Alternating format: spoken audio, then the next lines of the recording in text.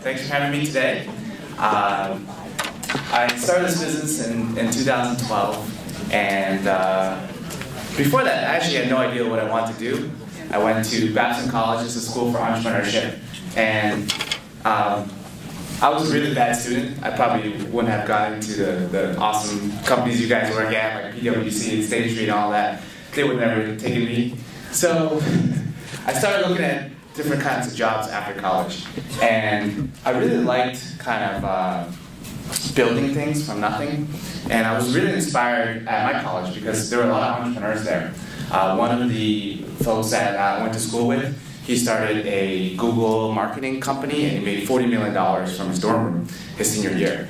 So I knew that guy, and I was like, that guy's not that smart. I can probably do something like that.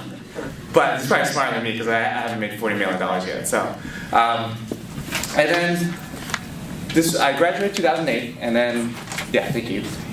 I graduated in 2008, and I started thinking of different business ideas of what I wanted to do. And I literally just took a Word document and put in different business ideas in there. I had like 17 different business ideas. I was just trying things out, seeing what worked. And then one day I had this amazing food from New York called the Huang guys. And I was like, they don't have this here. Why don't I bring it to Boston? They're super popular. They have lines down the street. They have their own Wikipedia page. One guy got stabbed because he cut somebody in line. So I was like, there's a lot of hype around this. Maybe I can bring this to Boston. So we started testing out some recipes. I brought the food to like my family Christmas parties and stuff. I had my mom try it out, and my grandma, she ate the food. She's like, oh, this is really good. And when grandma likes it, you're onto something. So once we started testing the product, we said, okay, what's the next step? We know the food's good. What do we need to do next? And so we started looking how to buy a food truck. And apparently you can buy a food truck on eBay. And that's the first truck we bought. And at the time, we were working full-time. So we had a full-time job, and I got a call on a Tuesday while I was working. And the guy on eBay, this is Huang, this guy right here, he's like, you want to buy my food truck for $19,000? And that's about how much we had saved.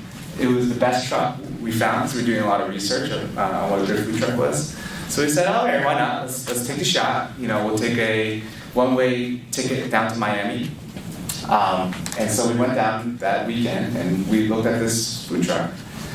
That's me looking at the generator. And I had no idea about food trucks or anything like that. I think for the first 20 minutes, we were driving around in the wrong gear. We're on the highway. It was like we were driving 30 miles per hour, and it's like one of those movies where you see this like old grandma and everyone's driving behind them. That's how it was with the food truck. This big blue, you see people on the truck. Luckily, we made it back that weekend. We made it back right at like Sunday midnight, just in time to get back to work. And that's how we got our first food truck. We went to Mako. I don't know where that text came. Oh, it must have it converted over, but it's supposed to be yellow. We spent $3,000 at Mako. We painted the truck over, and then we bought stickers online. Like I think literally like Vistaprint. With like $300, we paid some designer to do our first logo. A lot of people joke it's the communist chicken. It's like the yellow star. But this is what has got us to where we are. And then so we got the truck, we had the food, and it was ready to go. So we started to plan out a weekend where we would do our first shift. And before this, I was never in the food industry. I never cooked. I never was a waiter or any of that. So we were really flying by the seat of our pants here.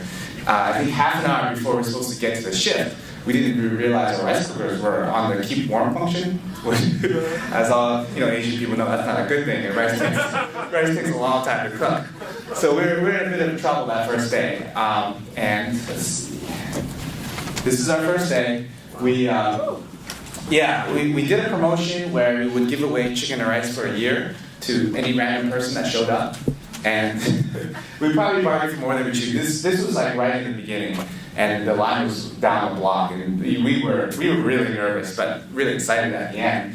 We ended up running out of rice like 6 times that day, and it was exciting. We ended up doing 200 orders, and then the next weekend we did it again. We sold 250 orders, and that was kind of at the time where like, oh, you know, we have something here. We probably make more money doing this than our day jobs, and so we quit 2 weeks later.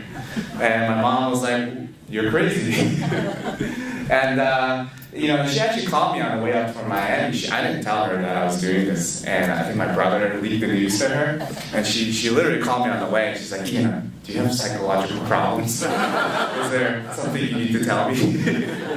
It's just, starting a food truck is definitely not what, you know, Asian parents are. That's not the career that they're looking for. They're looking for, you know, accounting, you know, stuff like that. So we started off, we had a great 2 weeks. We quit, and we literally never looked back. I mean, we were doing really well. We started our second truck after 6 months. We were able to get our first restaurant after a few years, and then we kept adding more restaurants, more trucks, until we are to where we are today. And it was just, we invested in ourselves. We kept reinvesting our profit into the business, and that's how we expanded. And then, so that's our first store down Bedford Street, right across the State Street building. And that's our staff at our Thanksgiving party that's coming up. And you know, that's my story. But I want to talk about the leadership lessons I learned throughout the way. And I think what's really underrated, for me at least, is, and when I look at other entrepreneurs, is we have a real sense of community and family in our business. And as an Asian entrepreneur, I really have to thank my mom for that. She always made us like eat dinner together, and I don't know why. Like I didn't want to eat dinner every day with my family, but even if my brother had practice or my dad had a night shift, she always made us eat together. She always made us go on vacations, birthdays, all of that. And I think that's where we translated this kind of family atmosphere. And I think with millennials, especially these days, they're looking for something more than just a job. They're looking for a community, for that. And I think that's where we got really lucky. And even if it wasn't that, my mom bothers me all the time. She's like, "Do your employees have health insurance? Do they have this and that? Are you taking care of them?" You know, she'll visit me, and then she's like, "Those people look like they're working really hard. Are you taking care of them?" So I have to thank a lot to my mom. And you know, a big part of what we do is we do a really good job taking care of our employees. We have 401k, we have unlimited vacation, things like that. And for us, we really want to take care of the employees. And when the employees are really happy, really engaged, we think that translates over to the customers. This is the customer dressing up for Halloween. A lot of it in the food industry is not just the food, but it's about the experience. So when you come into a store, how does that experience make you feel? You know, and fine dining is a great example. And they do so much about the service. It's not just about the food. It's about the people. And that's what we stress. And, you know, it hasn't all been good. I'm sure you heard us in the news several months ago. We had an E. coli outbreak. It was really bad for us. We ended up never finding out what the source of the outbreak was. We tested all our employees. We tested the food samples we had at the time. And the results were inconclusive.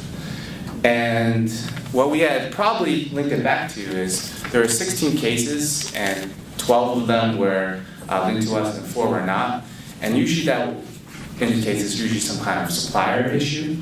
So when we look back at the 2 common food items that everybody had, we were able to link it back to one supplier, and we ended up dropping them. But you know, it was a very difficult time for us. We lost half our employees. We were closed for 8 days, and then our trucks were off the road for a little while. But you know, it was in terms of you know, leadership. It was a great kind of wake-up call and kind of learning lesson for us. You know, we were always very optimistic, kind of fly by the seat of our pants, and I think we learned to be extremely thorough now. So, not only do we try to do a really good job making sure that, our units are clean, we'll do stuff like inspect the vendors' records to make sure they're good. We do double the auditing, we have a food safety consultant, and we actually start using this light that kills bacteria and stuff. It's pretty cool. But one thing that I really learned that I think that I never thought would be important is I always thought I could just put my head down and do my business, make good food, treat my employees right, and that's it.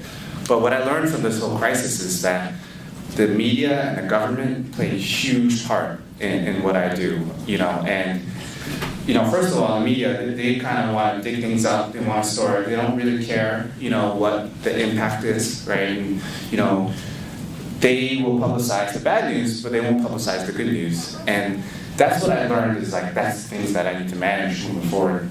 And same for the government, so. So Chuck mentioned some, let me see. So I also do a lot of work in the community, and I want to share some slides with you that I find really interesting. We're 5.6% of the population, but we only represent 1 to 3% of the highest positions in America. And I think what this says to me is we're doing really well. We're very educated. We have great jobs. But at the end of the day, we're not kind of in the rooms that decisions are being made. And in that same study, it's tied a lot to kind of the skills that, I don't know why it's all funky, but it's tied to a lot of the skills that sometimes we don't often focus on. So if you look at the job levels down here, supervisor, manager, director, vice president, senior executives, these are kind of the skills that are needed for each level and what's needed to as you grow up the level. And what it's saying is that at a supervisor level, you need to be very task focused, but not necessarily be much social skills or collaboration skills. But as you move up the hierarchy, your ability, your necessity to do things goes way down, and your ability to work with others goes way up. And that's definitely what I learned through my businesses. This isn't just corporations, this is entrepreneurship. We did a great job managing our people, kind of working with other vendors and things like that, but we never really managed up. We never learned how to deal with the media and the government and things like that. And I think that's my story of how what we need to do better as a business. One thing I also learned is another study I came across was communication patterns. Anglo-Americans, they take turns talking. Asian people talk, and then there's silence, and then they talk. And then Latin Americans talk over each other. And then when it comes to emotions, Italians, Latin Europe, they have a wide range of emotions. And if you look at Asians, they barely register. And I think Asians are always told to speak up and all that. I would say that from what I learned is we need to kind of educate people of our background. I don't think a lot of non-Asians know how it's like growing up Asian. Where your mom's gonna bother you about your job, about not getting married by 30. Hitting you with a feather duster. So immediately, I realized this when I showed this to my employees, and we have someone from Italy, we have someone from the U.S., and we have a lot of Asians.